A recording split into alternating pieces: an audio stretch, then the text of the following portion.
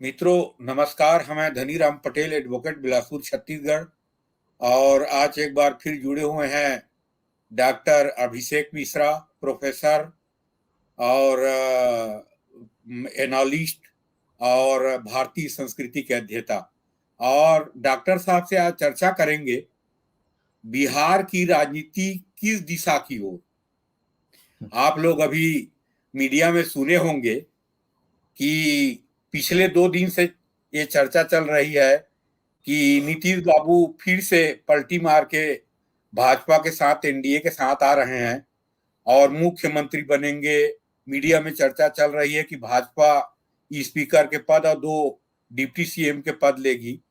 तो ये सब चर्चाएं चल रहे हैं। तो डॉक्टर साहब को मैं आमंत्रित किया कि आइए चर्चा करते हैं कि पलटू राम दोबारा पलटी मार रहे हैं और बिहार की राजनीति किस दिशा की ओर। डॉक्टर साहब 70 के दशक में डॉक्टर साहब नमस्कार। 70 के दशक में हरियाणा में 2 निर्दलीय विधायक थे 77, 78, 79 में, जिनका नाम था, एक का नाम था आया राम, एक का नाम था गया राम।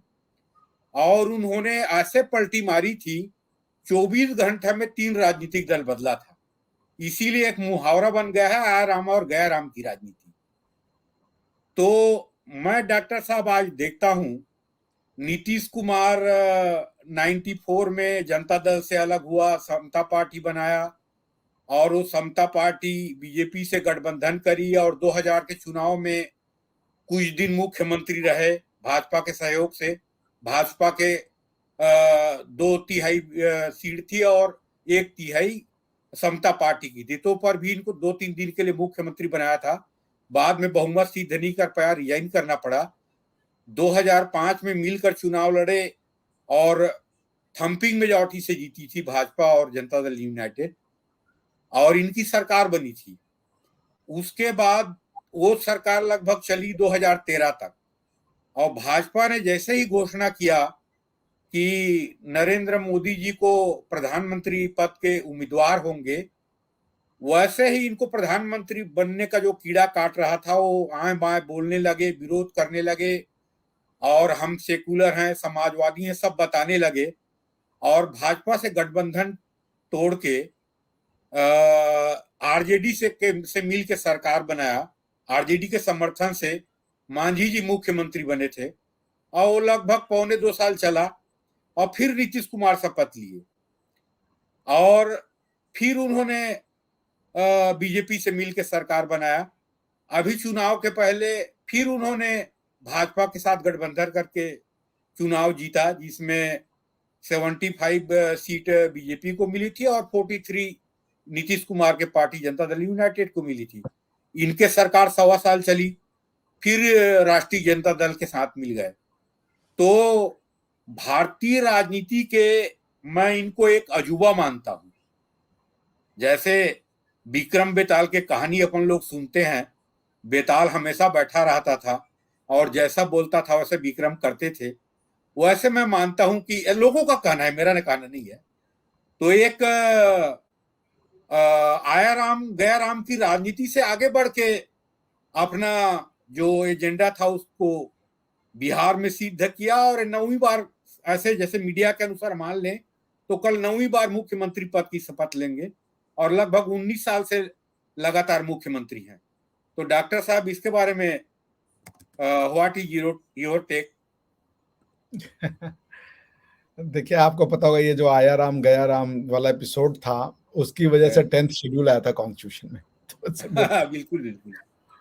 तो एंटी डिफेक्शन लॉ को लाने का काम ऐसे लोगों ने किया था। देखिए, ये इसकी एनालिसिस 2 तरीके से होनी चाहिए। एक तो ये कि ये जिस आइडियोलॉजी को ये लोग मानते हैं वो आइडियोलॉजी इनको साथ में रख नहीं सकती। बीजेपी की आइडियोलॉजी में इतना दम है वकील साहब कि लोग अपनी जवानी कुर्बान कर देते हैं, उनको पद नहीं मिलता, उनको कुछ नहीं मिलता, लेकिन वो एज अ कार्डर इनमें रहते हैं, इनके साथ रहते हैं। ठीक है, तो पॉइंट ये है कि ये लोग पहले सेक्युलरिज्म, फिर समाजवाद, फिर ये वाद, फिर वो वाद, और इनमें से एक भी एक साथ नहीं रह पाया।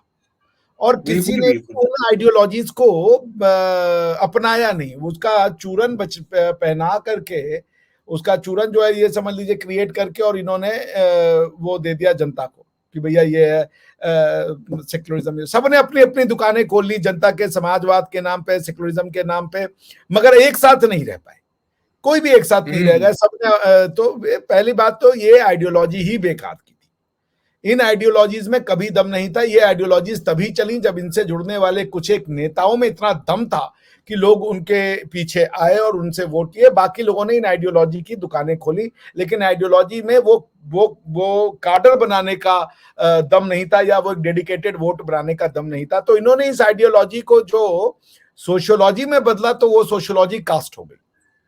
तो इंडिया में सेक्युलरिज्म रखना है तो हिंदुइज्म को दूर रखना है, और हिंदुइज्म को दूर रखना है तो कास्टिज्म को प्रमोट करना है। कोई नाई है, कोई बनिया है, कोई ब्राह्मण है, कोई तेली है, कोई एससी है, कोई एसटी है, कोई साला ओबीसी है, कोई परम दलित है, कोई दलित है, दलित के अंदर माइक्रो दलित है, यही करना है बस।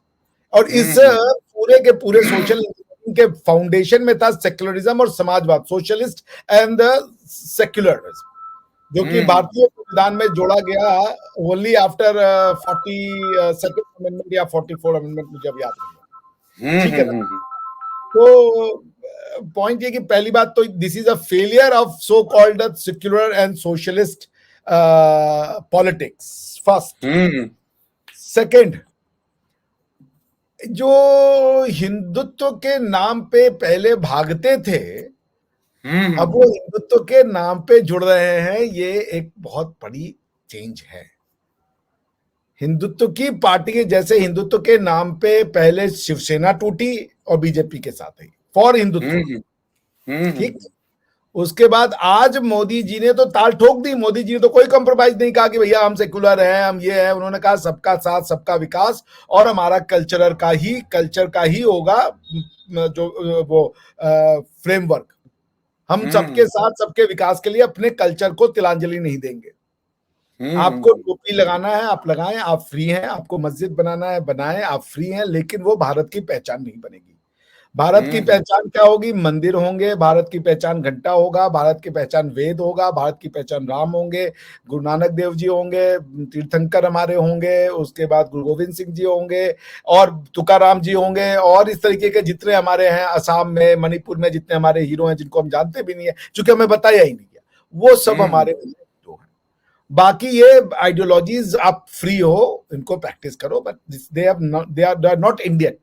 अब तो हिंदुत्व की पॉलिटिक्स का ग्रोथ दिखा रहा है। हिंदुत्व के नाम पे पॉलिटिकल पार्टियां पहली बार जुड़ रही हैं। और यदि आज आप केसी त्यागी जी का बयान देखिए, तो उन्होंने कहा कि इंडी अलायंस खत्म हो गया। आज उनका ये बयान सुबह से चल रहा है कि इंडी अलायंस टूट के कागार पे है।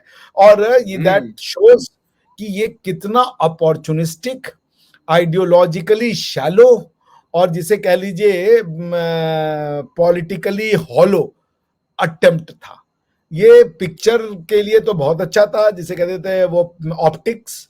तो इसकी ऑप्टिक्स में बड़ा दम था, मगर इसके जो बिहाइंड द ऑप्टिक्स जो था, वो सिर्फ जेलेसी थी, एक दूसरे के प्रति कंटेम्प्ट था, एक दूसरे के प्रति डिस्ट्रस्ट था। और अच्छा हुआ कि ये अलायंस प्री इलेक्शन ही टूट के खत्म हो गया।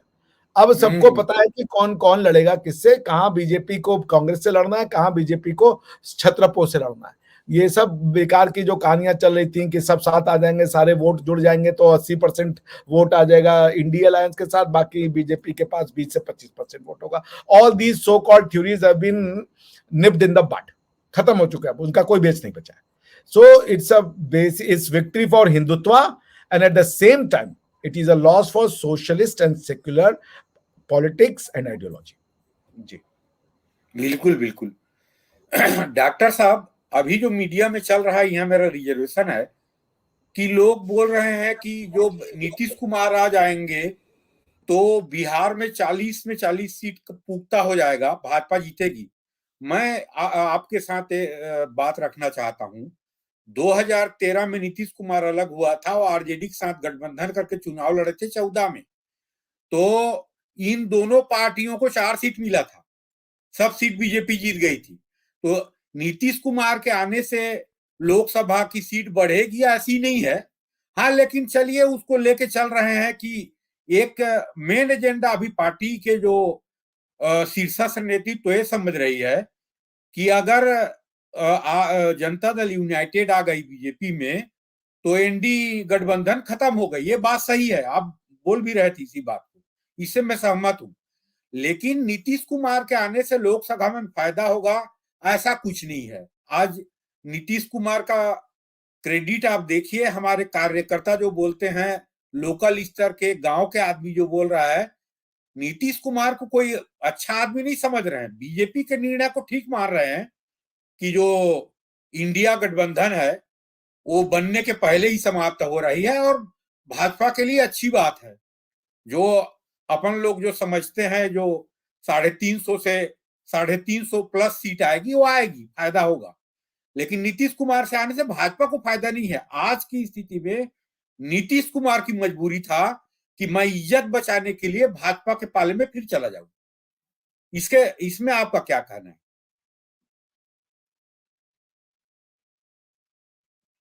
आवाज नहीं आ रहा है। आपकी एनालिसिस बिल्कुल सही है, लेकिन आपके एनालिसिस का बेसिस जो है वो है electoral gains, number of yes, vote percentage. ये आप इसको आधार बना के ये एनालाइज कर रहे हैं कि क्या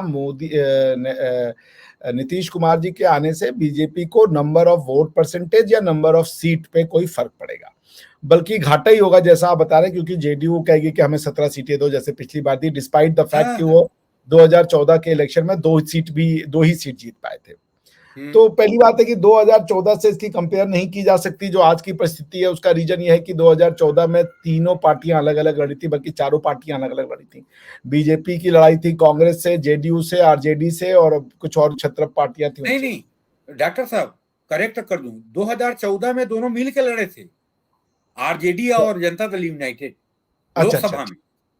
अच्छा, ठीक मिल है। के लड़े थे। तो अगर ये मिलके भी लड़े थे तो उनको डिफीट किया जा चुका है, ठीक है ना?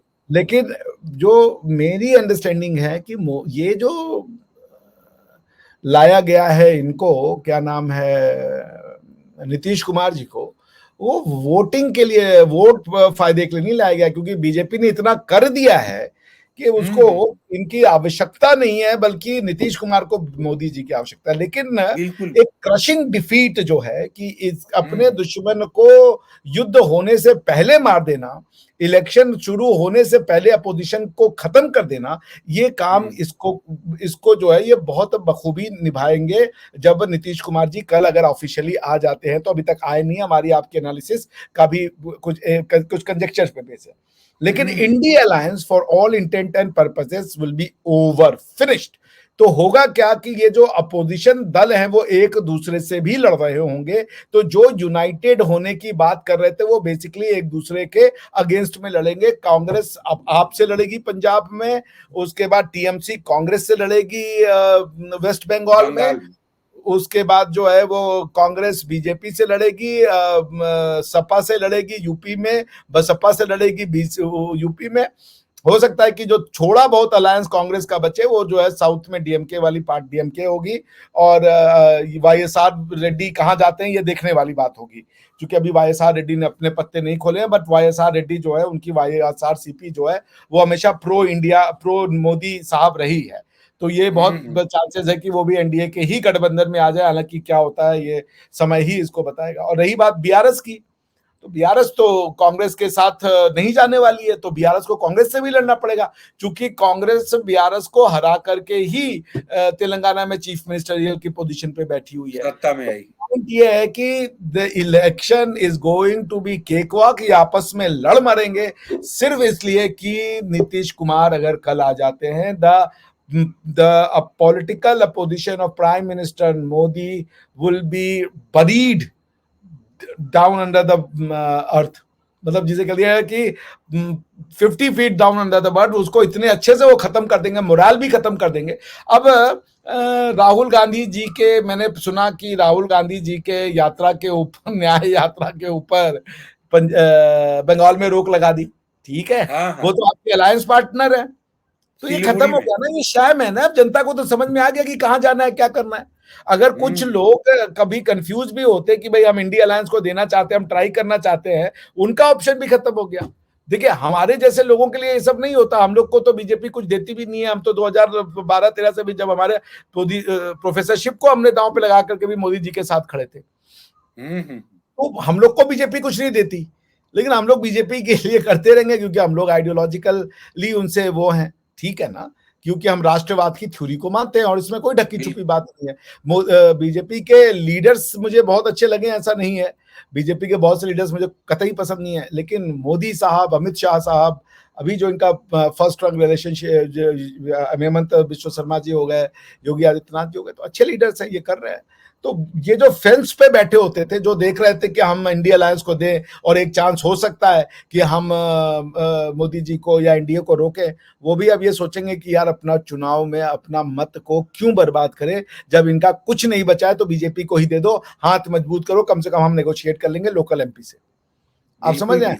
तो ये है, नीतीश कुमार का सिग्निफिकेंस इलेक्टोरली नहीं देखा जा सकता, मतलब in terms of voting percentage वो कितना जोड़ेंगे इसको नहीं देखा जा सकता, बल्कि इसको ऐसे देखा जा सकता है कि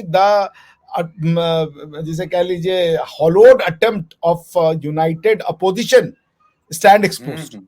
इनके बीच में ये एक साथ 1 महीना नहीं टिक सके, 2 महीना नहीं टिक सकते, गवर्नमेंट क्या टिकाते ये। तो ये तो जनता ने देख लिया कि ये सब फोटो अपॉर्चुनिटी और ये ऐसे मिलना, गले मिलना, हाथ उठा देना, ये सब अलग अलग चीजें हैं।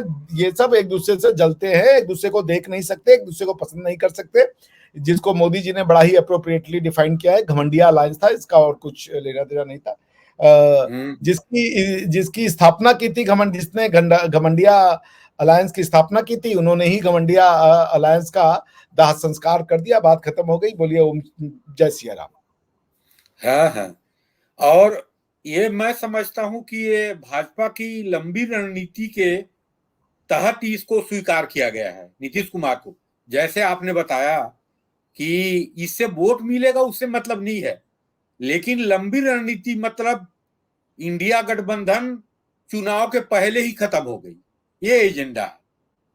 और अनुमान है कि नीतीश कुमार कल सीएम के शपथ लेंगे, अनुमान पे आधारित है, और अनुमान पे आधारित ही हम लोग भी चर्चा कर रहे हैं। तो कार्यकर्ताओं में और सब में तो नीतीश कुमार के बारे में जो अवधारणा है बता दिया। और एक चीज और बता दूं कि मैंने छत्तीसगढ़ के इलेक्शन के समय जो आपके बताया था, एंटी इनकम्बेंसी लोकल लीडरशिप पे थी, मोदी जी के अगेंस्ट नहीं थी। अभी भी एग्रेसिव फेवर में है मोदी जी के। जो वोटर कांग्रेस को दिया है, कुछ वोटर ऐसे हैं जो बताया था मैं आपको जब एनालिसिस किए थे, वो वोटर लोकसभा में बीजेपी को देने के लिए तैयार बैठे हैं। और इस चुनाव में मेरे को लगता है कि 40+ जाएगी सिंगल बीजेपी के वोट बैंक लोकसभा चुनाव में। 40 से ऊपर, 40 के आसपास ऊपर सिंगल बीजेपी को, जो 32% है शायद लास्ट लोकसभा इलेक्शन में सिंगल बीजेपी को, तो वो कम से कम 40-41 जाएगी। तो डॉक्टर साहब देखते हैं अब जो कल क्या होगा। और आपने समय निकाला व्यस्तता के बाद भी, और मैं अपने व्यूअर्स को रिक्वेस्ट कर दूं कि आप मेरे चैनल DR पटेल एडवोकेट करेंगे तो सर्च में जल्दी मिलता है, DR पटेल एडवोकेट, उसको लाइक करें, सब्सक्राइब करें, बेल आइकन को दबाएं। और डॉक्टर साहब का चैनल है तक्षशिला अभिषेक मिश्रा, उनको भी लाइक करें, सब्सक्राइब करें, बेल आइकन को दबाएं। डॉक्टर साहब नमस्कार, वंदे मातरम, जय हिंद, जय भारत।